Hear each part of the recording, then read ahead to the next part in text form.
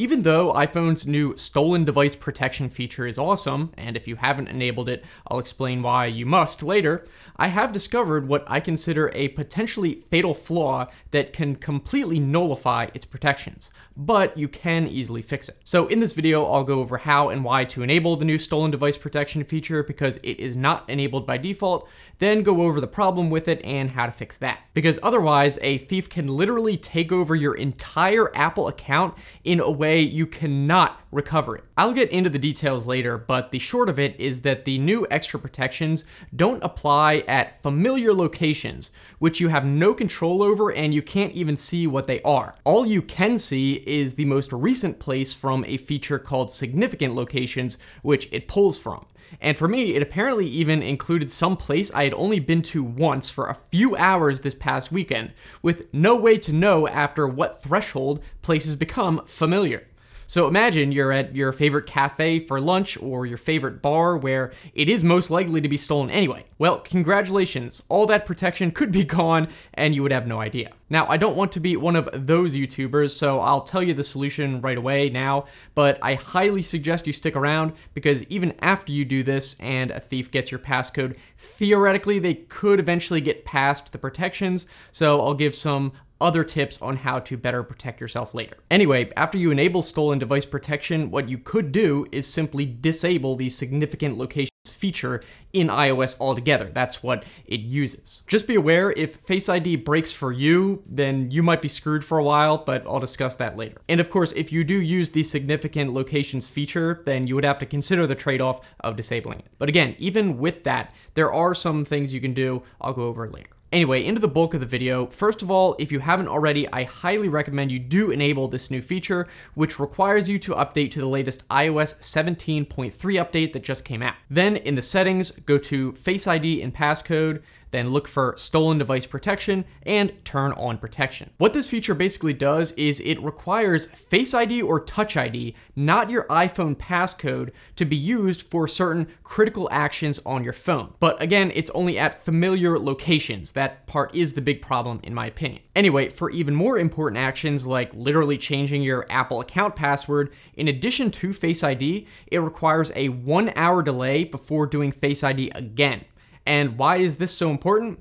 Well, maybe you didn't even realize that even if you have all the best security practices set up on your Apple account, including having a recovery key and a super long Apple ID account password, all of that can be nullified if a thief manages to get your flimsy 6-digit, or God forbid, 4-digit phone passcode, which is way easier than you think. With those 6 digits on one of your devices, they can literally take over your entire Apple account. They can do everything from changing your Apple ID password, your device password, resetting Face ID to their own face, and the worst one is they can even set a recovery key, which encrypts all your cloud data using that key. Then, even if you get your account back, which is not a given, you cannot access any of your photos and stuff or anything. Oh, and yes, even if you have a recovery key, they can change that too. And they can also even access all your keychain data with all your web logins. It would be devastating. Last year, the Wall Street Journal did a story where they interviewed a thief who got caught and convicted for stealing a bunch of iPhones, and he talked about how the thefts work. Turns out it's pretty easy to trick people into unlocking their phone with the passcode instead of biometrics and just watching them enter it. You might be thinking, well, who types in their password anymore anyway? You just use Face ID. But the thief explained how, as one strategy, he would often ask people to use their phone and then accidentally lock the phone where it requires the passcode, which you can do by just holding the power and volume buttons. Then he'd say something like, oh, it's asking for a passcode, and people unsuspectingly type it in while he watches. After that, he can even give the phone back and steal it later while they aren't paying attention, and with the passcode, literally within seconds, he can take over their entire account. They have the process memorized. And yes, in many cases, they do go as far as to set a recovery key as part of this process. And it's not even like you can use the Find My feature, because you can turn that off with the passcode too. Now, at this point, you're probably thinking that with the new stolen device protection, you should be protected, right? because even if they watch you type in your passcode, they can't change anything important without using Face ID. And for the really important stuff, there's that additional hour delay after which they need to do the Face ID again. So it's not even like they can just hold the phone up to your face and run away. But here's the big flaw I see. As I've said, by default, the stolen device protections don't apply when at a familiar location. Apple does not say how it determines what these are, other than it uses the significant locations feature. When you go into the settings menu for that, which is located under privacy and security, location services, system services, significant locations, it will only show you a summary of these significant locations, but won't even show you what they are, only the most recent one and how many there are. For me, the most recent one was a place I had visited once for only a few hours this weekend. I had never been there before. And I saw some people on Twitter showing how they had hundreds of these significant locations apparently saved in there. Now, to be fair, I doubt that every single significant location counts as a familiar location, but there's no way to be sure. And even if not, you can't know what it does consider familiar. I can totally imagine it marking someone's favorite hangout spot as familiar, which simply by the fact that it's a place they frequent is one of the most likely locations they'll have their phone stolen in the first place. So because I can't control this, I'm not taking any chances. I turned off significant locations altogether, which does fix this weakness. Because as you can see before, when it is at a familiar location, whatever that is, you can just bypass all the stolen protections with a passcode. You can see here while at home, when trying to turn off stolen device protection, after failing Face ID, it just asks for a passcode without even the security delay. But after turning off significant locations,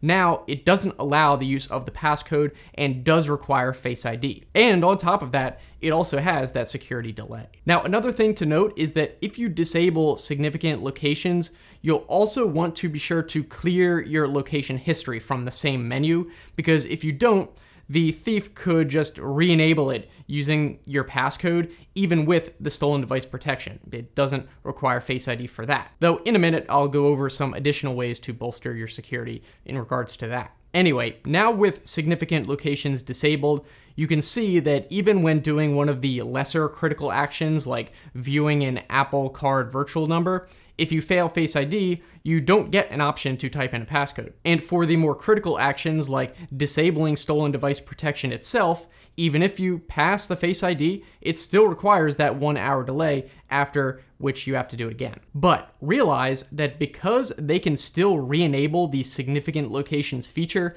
theoretically, that could allow them to just wait until some location becomes considered familiar, then they can bypass all the stolen protections again. Now, hopefully it takes a long time for some location to be considered familiar, and that Apple wouldn't consider some place you visit once as familiar. But again, we wouldn't know the threshold even if not. Anyway, assuming that it does take a while for that to happen, in that case, you should have more than enough time to log into Find My on another device and mark the phone to be erased. And you probably would want to erase it because I think they can just disable the lost mode with the passcode too. Oh, and if you're wondering how you might disable the stolen device protection if you yourself can't use Face ID or Touch ID for some reason, well, that's the neat part. You don't. As far as I know, at least. I've never had that happen, but I guess you too would just have to turn on the significant locations feature again and wait for something to become familiar.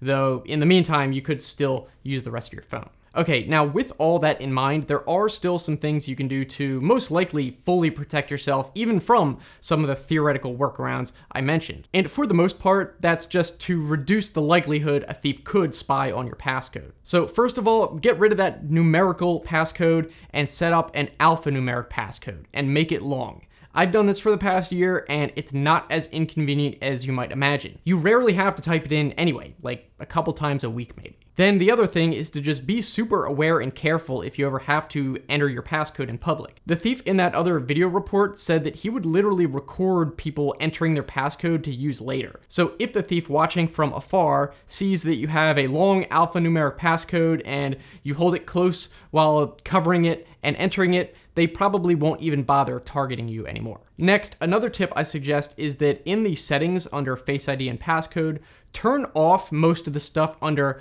allow access when locked. especially the control center. This won't help if they know your passcode, but if they don't, they won't be able to just swipe down the control center and enable airplane mode and disable Bluetooth to hide from Find My, which is something thieves do. Here's what I have disabled, and this basically prevents anyone, thief or not, from being able to really do anything significant on my phone while it is locked. So hopefully all of you now have a better idea of how to better protect your iPhone, and you can basically choose your level of paranoia. If you enjoyed this video, be sure to give it a big giant thumbs up for the YouTube algorithm, and if you want to subscribe, I try to make videos about twice a week, usually Wednesday and Saturday. If you want to keep watching, the next video I'd recommend is where I talk about a lot of computer mistakes that people make, so you won't have to do that anymore. So I'll put that link right there. Thanks so much for watching, and I'll see you in the next one.